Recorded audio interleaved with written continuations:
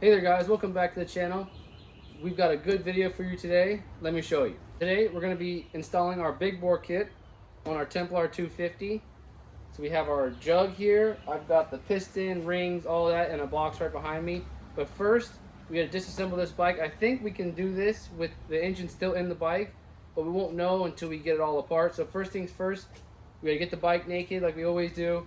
Tank, seat, pretty much exhaust has got to come off, carburetor, so all this stuff's got to come off. So I'm going to walk you guys through my process here. All right, guys, let's get it started.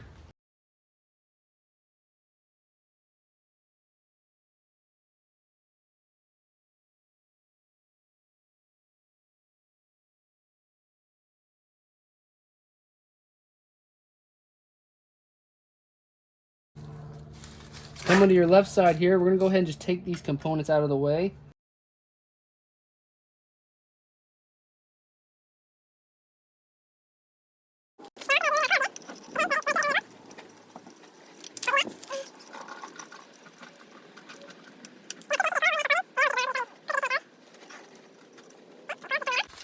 All right, now we're going to move over to our intake boot. You just go ahead and loosen up this hose clamp here. You're also going to have two hose clamps connecting your intake manifold to your carburetor.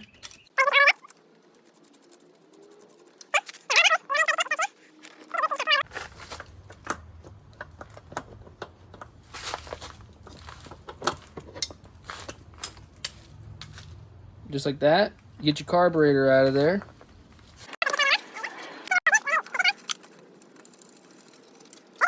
Might be kind of hard to see, but you're going to have also two 12mm bolts in here holding your header on, the exhaust header to the actual cylinder head itself.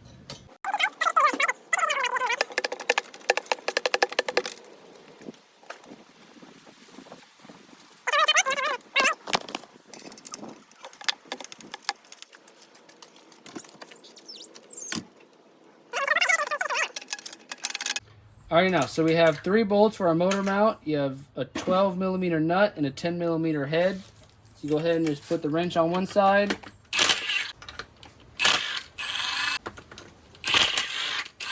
One last connection I forgot is you're going to have an 8mm bolt over here holding the ground to your cylinder head on here. So you go ahead and just run this bolt off.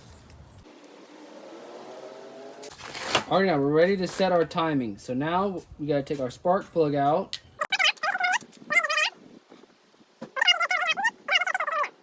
Alrighty, now with our spark plug out, you can go ahead and pop your little cover off here. You're also going to have one on top.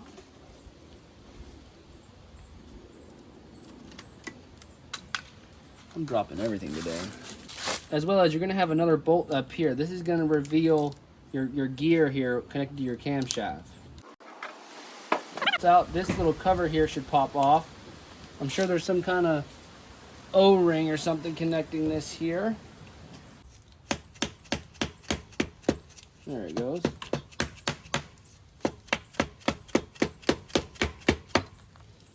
There you go. Yeah, so you can see here there is an O-ring, and it looks like there might be a little bit of a gasket as well, a paper gasket. So both of those look really good. So I'm going to go ahead and set this aside. The method that I like to use is I like to make sure that when the piston comes up, to make sure the piston's on the correct top dead center will be after your intake valve opens up. So what I'm going to do, I'm going to go ahead and pop this cap off here. This is the same cap you would loosen up if you're going to do a valve, valve clearance check or whatever. So your cap comes off, and again, you're going to have an O-ring, inspect it, make sure it's good. Again, this one looks really good, so I'm going to go ahead and put it aside. So I'm turning over the engine, waiting for that valve to go down. There it went down. No, so now it's going down. All right, so now you see the valve is going down. That means our intake valve is opening up. All right, keep going. Okay, so now it just closed, and now you have to look in your window there and see. Where's the window? And see where your piston is. All right, now, so we just verified our piston's in the window. You can see how your timing marks work. Basically, they're flush here, and then also, I don't know if the camera will pick that up, but you also have a mark there in your window. So that's how you know your engine's on top dead center. You got your exhaust valve just opened up. it compressed it, your timing marks are good, and your mark on your flywheel is good. So there's multiple things to tell you that you did it right. So now we basically are stripping the engine down. So next thing we have to do is loosen up the tension on this chain. This thing is super tight in here. So you have a chain tensioner right here. So we have to go ahead, get our starter removed to get access to this chain tensioner. Alright, now to remove your starter, you're gonna have two, looks like 8 or 10 millimeter bolts, and you're also gonna have your positive power connection running right here. So you'll go ahead and take that off, and then we can get the starter out.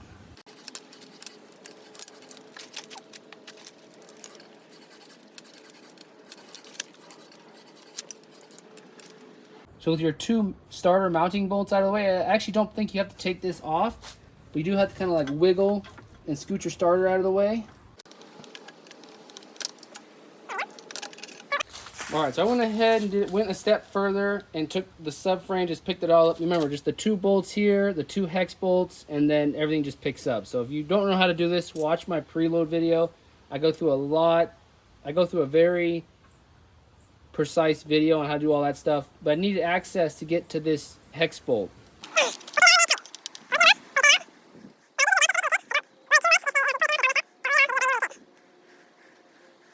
So here it is. This is your chain tensioner here. So you put your 2 bolts back in. The gasket's already on there, looks pretty good, so we should be good with that.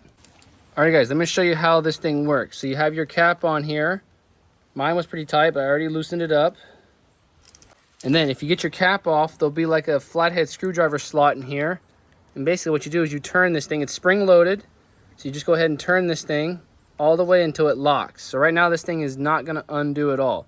But as soon as you put any amount of pressure to the other way, it's spring loaded and it releases back. So we're gonna go ahead and leave it unsprung for now, but that's how you do that. So when you install this thing, you're gonna have to go ahead and tighten it all back up. All right, now you're gonna have 2 10 millimeter bolts here holding on your sprocket. Oh.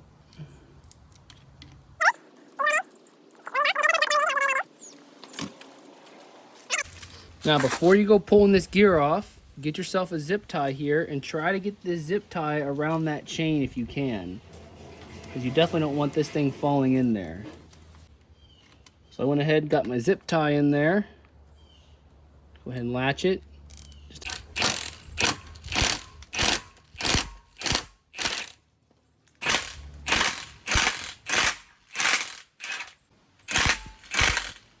There we go. Last but not least, I just saw these. You're going to have 2 8 millimeter bolts here.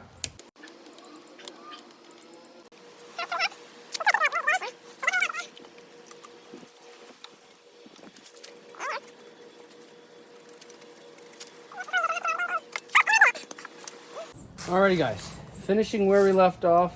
Not gonna lie to you, I almost quit like the whole video because I had to take the whole bike basically apart to get this out. Maybe there's a better way.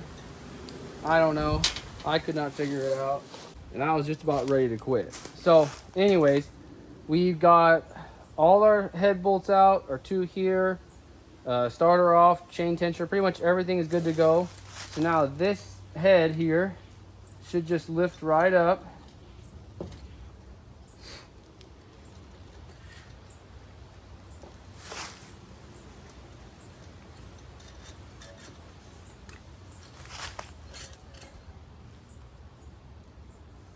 And there we go. There's your cylinder head. That should just pop right up. Remember we put a thing on our chains to hold that, so that's still hanging in there. You have your gasket here. We also have a dowel pin here on the exhaust side on the left. There's a dowel pin in the engine. Let me check if there's a dowel pin. Oh, there's also a dowel pin in the cylinder head. So you're gonna have a dowel pin on both sides of your, I think it's shiny. So you're gonna have a dowel pin on both sides where your chain is, both front and back. You're gonna have dowel pins. So I'll pull these off. Again, set these aside. You're gonna have your head gasket here. This looks to be in good condition. We're gonna measure this, kind of measure the thickness, see if the head gasket we got's any thinner. Typically, if you want to increase compression, you go with a thinner head gasket. But Basically all it is, it's 2 thin ones and 1 really thick one in the middle. So again, we'll set that aside. And now comes your jug here. This is the part we're actually replacing. So this little finagling here, you're gonna have your piston in here as well. So again, you go ahead, lift up your jug. Again, you're gonna have your gasket.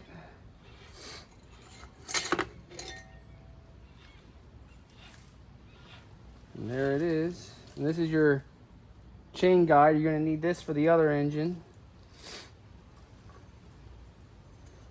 And again, once you pull your jug off, you're gonna again have dowel pins. So you can go ahead and just drop that back in there so you don't lose it. Again, they're both on the chain side. Alrighty guys, with both our cylinder head and our jug off, now we gotta get our little pin in here to get this out, to take our piston off. So I've got a little pick here. I might have to get in the way of the camera, but the whole goal here is just kind of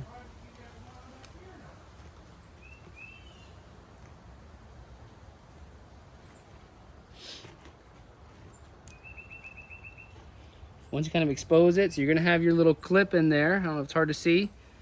And then once you get your clip out, you should be able to push the pin out that same way. Might be a little tight. But yeah, you see your pin should come out. So your little thing comes out. This is pretty tight in there. So once you get your little pin out, your piston just lifts right off. And you can set all this aside. We're not gonna need this anymore, so if you wanted to, you actually could just slide that pin in there. All right guys, we got our rings all in here, all set correctly. There's a ton of videos out there, so I'm not gonna go crazy on the detail on that. Basically, you just don't want them lined up. You just want them kind of scattered around and staggered up. But now, since we've got all that figured out, we're gonna go ahead and install our piston now. Now on your piston, it's gonna have IN for intake. So that's obviously gonna go towards the back of the engine. Make sure that your pin here is very well greased up. I'm just using some motorcycle oil that I got. And now go ahead. And again, with your piston, it has an IN for intake. Make sure it's pointing towards your intake manifold, or your intake side of. And you can go ahead and drop your piston on.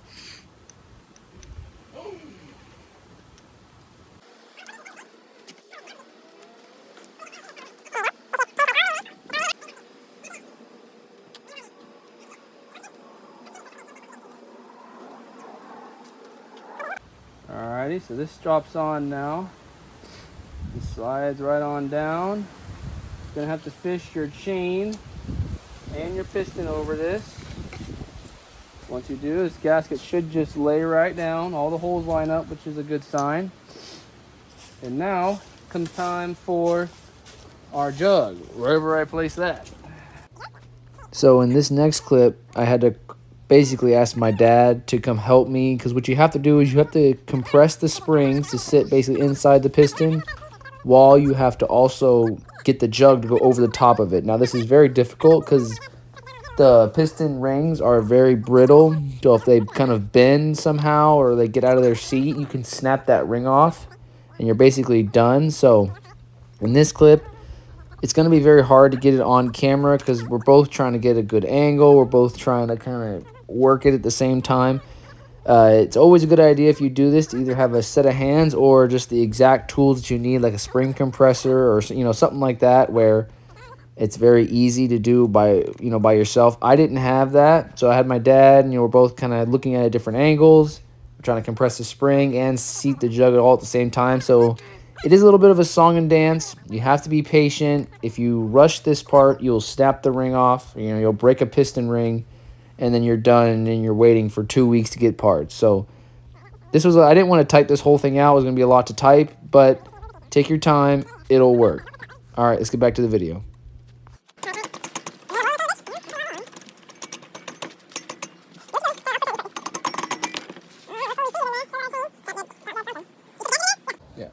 All right, so now your head gasket goes on. Before we do that, this here slides down. All right, when you're dropping in your chain tensioner, there's a little recess down in there. I'm gonna post a picture of what it looks like. Your chain guide sits in that little groove there, as well as the little groove on top of your engine here. All right, with our chain guide in, go ahead, drop on your head gasket now. That should just drop right on there. There you go. This drops, you gotta get your chain, you gotta feed your chain through. Line up your bolts here.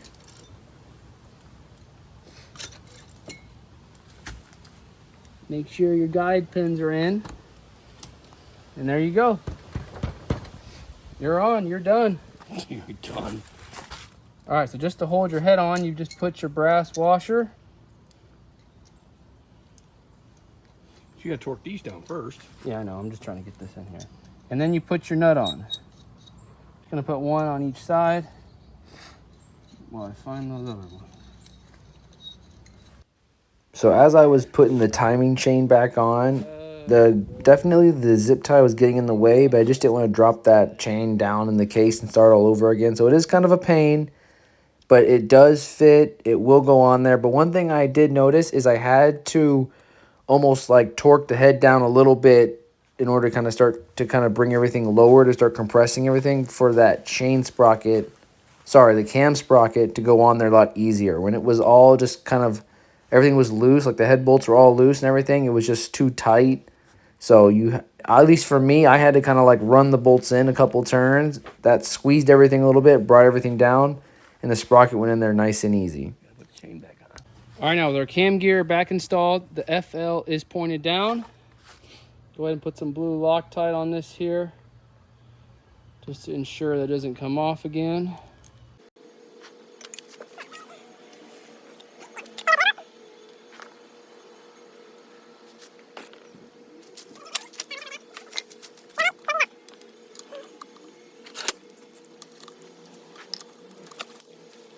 Alrighty, now we have to torque this. We gotta torque these head bolts to 30 foot-pounds of torque, and these to 7 foot-pounds of torque.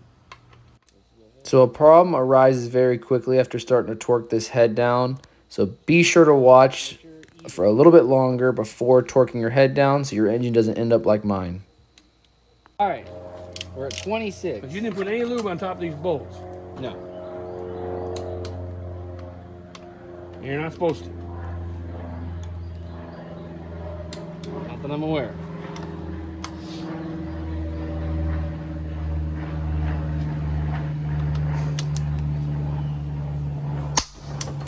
That's what I talked to you about. Well, I went to 26. I know something's not. You got to lube these or something. You have way too tight. I could tell you that when you were tightening it up. Now you got to buy some new bolts. So what you saw was exactly what happened. I was working my way up through the torque specs. I was going about 5 pounds at a time. The front two were clicking on the exhaust side. The back two were just spinning. And that was about the 4th time that had happened. And like you saw, it just snapped. I mean, it sucks. I mean, all of them were clicking. This is not my first time torquing something down. I've been doing motorcycles for over 5 years now. You torque it, you let it rest, and then you go at it again, and it finally snapped. So the weird thing was they all had clicked at 22. I should have left it alone, but I saw somewhere where it said that it was 29, 30 foot-pounds of torque. And yeah, it just did not hold up. So if you have one of these engines, if you got all of them to click around 20, 22 pounds, just send it with that. You don't got to go all the way to 29, 30. So I went ahead, sent out an email to X-Pro USA, see if I could even get these studs or not. And yeah, it really sucks. And really just be careful when you're torquing stuff down. If you can get your, if you can get your engine to torque down to 20 pounds, 22, leave it at that. Don't go any more. I don't think these engines can take it. I don't think these head studs can take that much pressure. Alrighty, well, we just snapped the head stud off, torquing it down. We only got to about 23, 24 foot-pounds of torque, and we just completely snapped it off. But you know what we do on this channel? We send it. So since I've got these bolts over here, cinching it down, and these ones are all tight, we're going to see if this bad boy runs. So I'm going to have a time lapse of me putting the motor back in the bike, and let's see if this thing runs.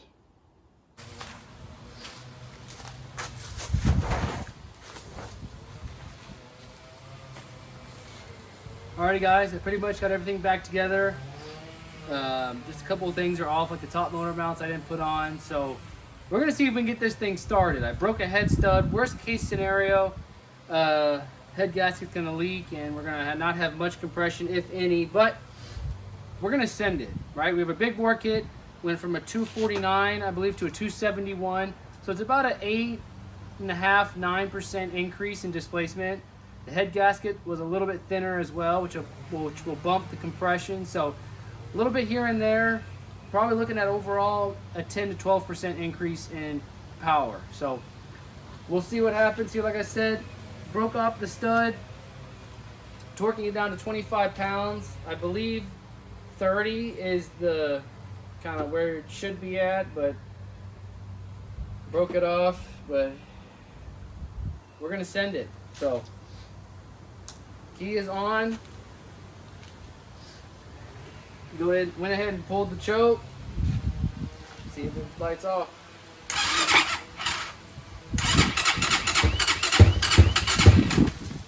Maybe give it a little throttle while I'm doing it.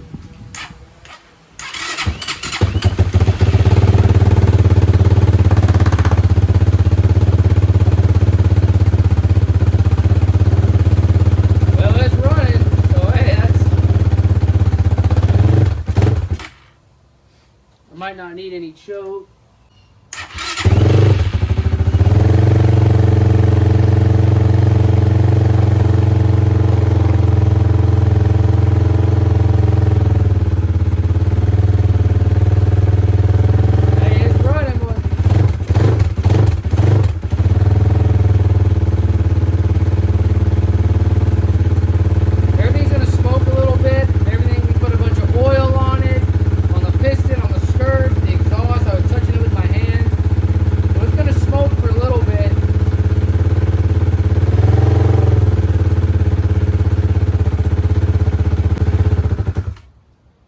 Hey, it runs, so that was a really good thing. Let me go grab my helmet and we'll go for a little ride around the neighborhood and see if it'll take any power. Alrighty guys, well we're just out and about cruising on the new Templar big bore kit. Technically not even a 250 anymore, it's a 300, well 271, but big bore nonetheless. Off the bat, you know, slow speed, so it feels the same, but we're still gonna have to break this piston in. But as far as initial stuff, I mean, it barks. It's still nice and mean. Again, we're expecting to see about 10% bonus, especially, and then we also did our timing key as well. So we'll see.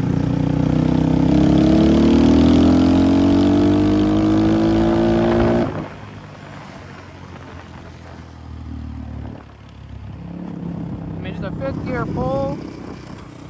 So far it's holding up okay. Nothing exploded yet. Alright, see if we can do a little launch here.